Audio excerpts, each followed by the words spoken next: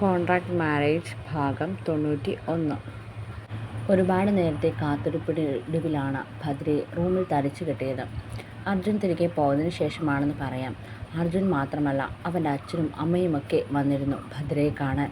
അവർക്കെല്ലാവർക്കും ഒരുപാട് സന്തോഷമായിരുന്നു. ഭദ്ര അവർക്കെല്ലാം സ്വന്തം മകളെപ്പോലെ തന്നെയായിരുന്നു. അവൾക്ക് ബന്ധുക്കളെന്ന് പറയാൻ അവരൊക്കെയല്ലേ ഉള്ളൂ. രക്തബന്ധത്തെക്കാൾ കർമ്മബന്ധം കൊണ്ട് തൻ്റെ പ്രിയപ്പെട്ടവരായി മാറിയവർ. അവരോളം ഭദ്രയ്ക്ക് ബന്ധമുള്ള ആരും തന്നെയില്ല ഈ ലോകത്ത്. അർജുനാണ് അവൾക്കവരിൽ എല്ലാം പ്രിയപ്പെട്ടവനും. അർജുനും അവൻ്റെ വീട്ടുകാരുമൊക്കെ അവളെ കണ്ട് ശിവൻ്റെ വീട്ടിൽ നിന്ന് മടങ്ങുമ്പോൾ നേരം ഒരുപാട് കഴിഞ്ഞിരുന്നു. അതുവരെ ശിവൻ അവളെ കാണുന്നുണ്ടായിരുന്നെങ്കിലും അവളെ തനിച്ച് കിട്ടാനുള്ള അവസരമൊന്നും അവന് കിട്ടിയില്ല. അതിൻ്റെ അമർഷത്തിൽ തന്നെയാണ് അവൻ റൂമിൽ നിന്നത്. ഭദ്ര ശിവനെ പ്രതീക്ഷിച്ച് അകത്തേക്ക് കയറുമ്പോൾ കാണുന്നത് മുഖവും കെട്ടിപ്പിടിച്ചിരിക്കുന്ന ശിവനെയാണ്. ഓ, ഇപ്പോഴെങ്കിലും വന്നല്ലോ എന്നൊരു ഭാവത്തിൽ ഇരിക്കുവാണ് ചെക്കൻ. ഭദ്ര ചെറിയൊരു ചിരിയോടെ അവൻ അടുത്തേക്ക് ചെന്നു. അതേ.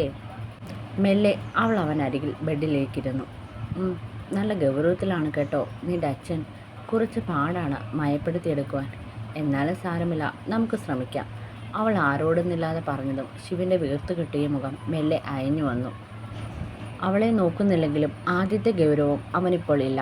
അവളുടെ സംസാരം കേട്ടാണ് നമ്മളോട് ഉടനെ ഒന്നും മിണ്ടുമെന്ന് തോന്നുന്നില്ല. കണ്ടില്ലേ, നമ്മൾ വന്ന് അടുത്തിരുന്നിട്ടും മൈൻഡ് ചെയ്യാതിരിക്കുന്നത്. എനിക്കറിയാം നിൻ്റെ അച്ഛൻ ഇത്രയും നേരം നിന്നെയും എന്നെയും കാത്തിരിക്കുമായിരുന്നെന്ന്. പക്ഷേ അമ്മ എന്ത് ചെയ്യാനാ? എല്ലാവരും നമ്മളെ കാണാൻ വേണ്ടി വരുമ്പോൾ അവരുടെ കൂടെ നിൽക്കാതെ എങ്ങനെയാ ഇവിടെ വന്നിരിക്കുന്നത്? നിൻ്റെ അച്ഛൻ്റെ സ്വഭാവം വെച്ച് വന്നാൽ പിന്നെ വിടില്ല. അവളൊരു കള്ളച്ചിരിയോടെ പറഞ്ഞതും ശിവൻ്റെ ചുണ്ടിലൊരു പുഞ്ചിരി വിടർന്നു. ഇനിയും അവളുടെ മുന്നിൽ ബലം പിടിച്ചു നിൽക്കാൻ അവന് കഴിയുമായിരുന്നില്ല. അതെ, മതി മതി, എത്ര നേരമായി ഞാനിവിടെ? അവൻ പരിഭവത്തോടെ പറഞ്ഞതും ഭദ്ര പെട്ടെന്ന് അവൻ്റെ കവളിൽ കൈവച്ചു. ആ നിമിഷം അവനോട് വല്ലാത്ത വാത്സല്യം തോന്നിയവൾക്ക് നിഷ്കളങ്കമായ അവൻ്റെ മുഖത്തേക്ക് തന്നെ കുറച്ചു നേരം നോക്കിയിരുന്നവൾ. ഞാനിങ്ങ് വന്നില്ലേ, പിന്നെ എന്താ ഇനി? അവൻ്റെ കണ്ണിലേക്ക് തന്നെ നോക്കി ചോദിച്ചതും ശിവൻ അവളുടെ കണ്ണിൽ നിന്ന് നോട്ടം മാറ്റാതെ അവളുടെ കൈയിലേക്ക് തൻ്റെ കൈവച്ചു. പ്രണയത്തോടെ പരസ്പരം നോക്കിയതും രണ്ടാളിലും ചെറിയ വിറയൽ കയറി. എനിക്ക് ഒരുപാട് സന്തോഷം തോന്നുന്നു പെണ്ണെ. നമുക്ക് ഇതൊക്കെ സ്വപ്നമാണോ അതോ സത്യം തന്നെയാ ശിവേട്ട നമ്മുടെ കുഞ്ഞ്? ശിവൻ പെട്ടെന്ന് അവളെ ബെഡിലേക്ക് കിടത്തി. അവളിട്ടിരിക്കുന്ന ടോപ്പിൻ്റെ കുറച്ച് ഭാഗം നീക്കി അവളുടെ വയറ് കാണും വിധം വെച്ചിട്ട് അതിലേക്ക് മെല്ലെ തലവെച്ചവൻ. അകത്ത് കിടക്കുന്ന ആളുടെ അനക്കമൊന്നും കേൾക്കുന്നില്ലെങ്കിലും ഒരു നിമിഷം അവൻ്റെ ഹൃദയമിടിപ്പ് കൂടി. തൻ്റെ കുഞ്ഞ് അവനിൽ ഇതുവരെ അറിയാത്ത എന്തൊക്കെയോ പുതുവികാരങ്ങൾ. ഒരച്ഛൻ എന്ന നിലയിൽ അവന് വല്ലാത്ത സന്തോഷം തോന്നിയ നിമിഷം. ഉടലെടുത്തു. അവൻ്റെ കണ്ണൊക്കെ നിറഞ്ഞു. ശിവൻ മെല്ലെ അവളുടെ വയറിൽ ചുണ്ടമർത്തി. തൻ്റെ കുഞ്ഞിനുള്ള ആദ്യ ചുംബനം. അവളുടെ മനസ്സ് നിറഞ്ഞു. ഇതെൻ്റെ കുഞ്ഞിൻ്റെ അമ്മയ്ക്ക്. വയറിൽ നിന്ന് മുഖം മാറ്റി അവൾക്കടുത്തേക്ക് ഉയർന്നു വന്നുകൊണ്ട് അവളുടെ കവിളിൽ ചുണ്ടു ചേർത്തു. അവൾ ഒരു നിമിഷം കണ്ണടച്ച് അവൻ്റെ ചുംബനം ഏറ്റുവാങ്ങി. ഭദ്രയെ അവളെ ചേർത്ത് പിടിച്ചുകൊണ്ട് ബെഡിലേക്ക് മലർന്നു കിടന്നവൻ. എന്തൊക്കെയോ അവളോട് സംസാരിക്കാനുണ്ട്, പക്ഷേ ഒന്നും മിണ്ടാനും പറ്റുന്നില്ല. ഇത്രയും നേരം അവളെ കാത്തിരുന്നതും അതിനു വേണ്ടിയാണ്. പക്ഷേ അടുത്ത് കിട്ടിയപ്പോൾ പറയാൻ ഉള്ളതിനേക്കാൾ ഇങ്ങനെ ചേർത്ത് പിടിച്ച് ഇരിക്കാനാണ് തോന്നുന്നത്. അവളെ ഒരു നിമിഷം പോലും കാണാതിരിക്കാൻ പറ്റാത്ത വിധം അവളോടുള്ള സ്നേഹം കൊണ്ട് ഹൃദയം ഇങ്ങനെ തിങ്ങി വിങ്ങി നിൽക്കുവാണ്.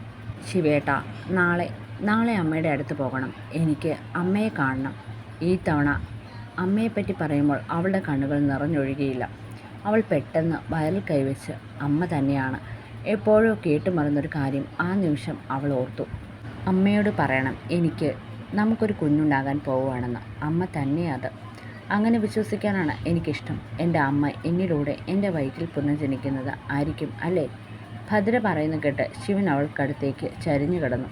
അതിലെന്താ സംശയം? അമ്മ തന്നെയാ. അവളുടെ മുഖത്തേക്ക് വീണ് കിടക്കുന്ന മുടിയിഴകൾ മെല്ലെ ഒതുക്കി വെച്ചുകൊണ്ട് അവൻ പറഞ്ഞതും അവളുടെ മുഖത്തൊരു തെളിച്ചം വന്നതുപോലെ. ഇപ്പോഴാണ് അവൾ പൂർണ്ണമായും സന്തോഷിക്കുന്നതെന്ന് തോന്നും പോലെ.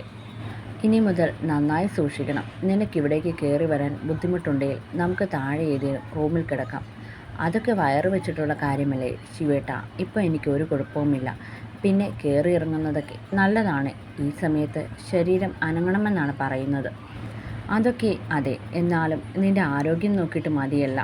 നന്നായി ഫുഡ് കഴിക്കണം. നിനക്ക് എന്താഗ്രഹം തോന്നിയാലും എന്നോട് പറയണം. ഇനിയിപ്പോൾ ഇവിടെ എല്ലാവരും മത്സരമായിരിക്കും നിന്നെ ഓരോന്ന് കഴിപ്പിക്കാനും കുടിപ്പിക്കാനുമൊക്കെ. അവർക്കൊക്കെ നിന്നെ അത്രയ്ക്ക് ജീവനാണ്. ഒരു കാലത്ത് ശത്രുവായി കണ്ടവരാണ്. എല്ലാം മാറുമെന്ന് പറയുന്നത് എത്രയോ ശരിയാണ്. നമ്മുടെ കാര്യത്തിൽ തന്നെ അത് സത്യമല്ലേ? ഭദ്രയും അവൻ പറഞ്ഞപ്പോൾ അതെല്ലാം ഓർത്തെടുത്തു. അതൊക്കെ അവിടെ നിൽക്കട്ടെ, നമുക്ക് നാളെ ഒരു ഡോക്ടറിനെ കാണാൻ പോകണം. ഫാമിലി ഡോക്ടറുണ്ട്, അയാളോട് ചോദിച്ചിട്ട് നമ്മുടെ ഹോസ്പിറ്റലിൽ തന്നെ പോകാം. ശിവൻ പറഞ്ഞതും ഭദ്ര മൂളി. ഇനി എല്ലാത്തിനും കുറച്ച് കരുതൽ വേണം. നിൻ്റെ ഹെൽത്ത് എങ്ങനെയാണെന്നതൊക്കെ നോക്കണം. നാളെ രാവിലെ പോയേക്കാം ഹോസ്പിറ്റലിൽ. നാളെയോ? അപ്പോൾ ശിവേട്ടന്, എടി കൊച്ചേ, എനിക്ക് നീയും നമ്മുടെ കുഞ്ഞുമൊക്കെ കഴിഞ്ഞേ ഉള്ളൂ, ബാക്കി എന്തും. അല്ലേലും നമ്മുടെ സ്വന്തമല്ലേ, പിന്നെന്താ, അവൻ പറഞ്ഞു. കുഞ്ഞാകുമ്പോഴേക്കും കുറച്ചുകൂടി ഫ്രീ ആകണം. ഈ തിരക്കെല്ലാം മാറ്റിവെച്ച് ജീവിക്കണം. ജീവിതം ജീവിക്കാനുള്ളതാണ്. എപ്പോഴും ഇങ്ങനെ ഓടി നടന്നാൽ നാളെ ഒരു കാലത്ത് ഇതിനൊക്കെ വിഷമം തോന്നും. അവൻ പറഞ്ഞതും അവൾ അവനെ അതിശയത്തോടെ നോക്കി. എല്ലാം ഉണ്ടായിട്ടും ജീവിക്കാൻ മറന്നു പോകുന്ന ഒരുപാട് പേരുണ്ട്. അവസാനം എന്തു നേടി എന്ന ചോദ്യത്തിന് മുന്നിൽ സ്വന്തം ജീവിതം തന്നെ അവർക്ക് നഷ്ടപ്പെട്ടിട്ടുണ്ടാവണം. സമയമെന്നത് ഒരിക്കലും തിരിച്ചു കിട്ടില്ല. നമ്മളത് നഷ്ടപ്പെടുത്തി കളഞ്ഞിട്ട് പിന്നെ പറഞ്ഞിട്ട് കാര്യമുണ്ടോ? അവൻ വലിയ ആളുകളെ പോലെ സംസാരിക്കുന്ന കേട്ട് അവൾ അവനെ അതിശയത്തോടെ നോക്കി.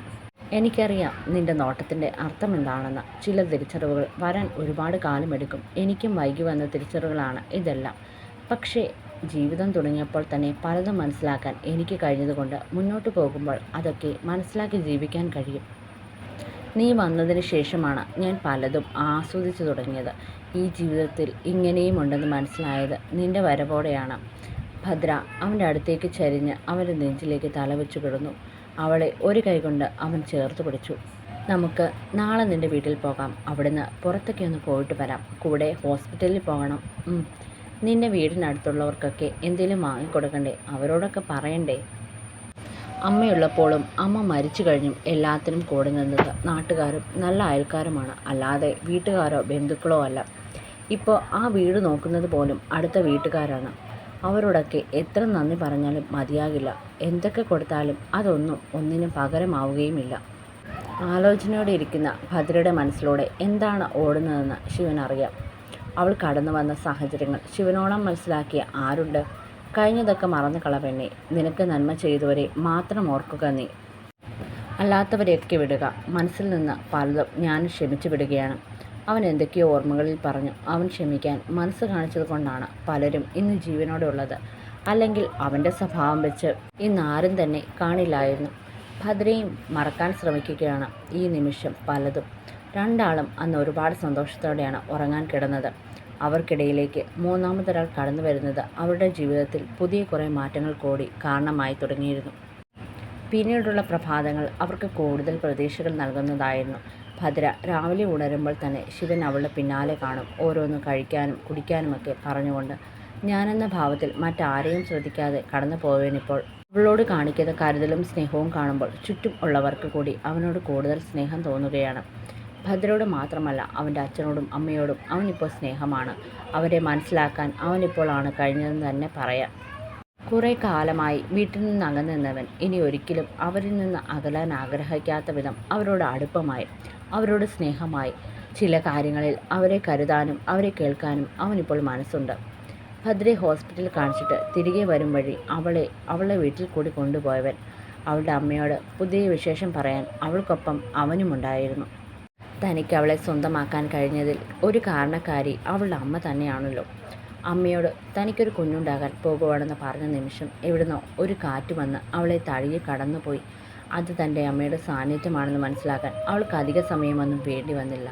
അമ്മ എന്നും തനിക്കൊപ്പമുണ്ടെന്ന് അവൾക്കറിയാം. അമ്മ അവളെ മാത്രമല്ല ശിവനെയും കൂടിയാണ് അനുഗ്രഹിച്ചത്. ആ അമ്മയ്ക്ക് ശിവനോട് എന്നും കടപ്പാടുണ്ടാവും. ആരുമില്ലാതെ ജീവിതം നശിച്ചു പോകേണ്ട തൻ്റെ മകളുടെ ജീവിതത്തിൽ ഒരു പുതിയ പാത ഒരുക്കി തന്നതിന്, അവളെ കൈപിടിച്ച് പുതിയൊരു ജീവിതം അവൾക്കൊപ്പം തുടങ്ങിയതിന്. അവനുള്ളതുകൊണ്ട് മാത്രമല്ലേ. ഉദ്ദേശം എന്തു തന്നെയാണെങ്കിലും അതിൻ്റെ അവസാനം ഭദ്രയ്ക്ക് കിട്ടിയത് ആർക്കും സ്വപ്നം കാണാൻ കഴിയാത്ത അത്രയും നല്ലൊരു ജീവിതമല്ലേ. ഒരു ഭർത്താവ് മാത്രമല്ല, ഒരു നല്ല കുടുംബം കൂടി അവൾക്ക് കിട്ടി.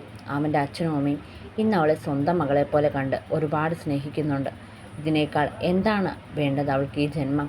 അവൾ സന്തോഷത്തോടെ കഴിയുന്നതല്ലേ ആ അമ്മയ്ക്ക് ഏറ്റവും സമാധാനത്തോടെയുള്ള കാര്യം. തിരികെ മടങ്ങും വഴി അടുത്ത വീട്ടിലുള്ള എല്ലാവരോടും ഭദ്ര തനിക്കൊരു കുഞ്ഞ് ജനിക്കാൻ പോകുവാണെന്നുള്ള കാര്യം പറഞ്ഞു.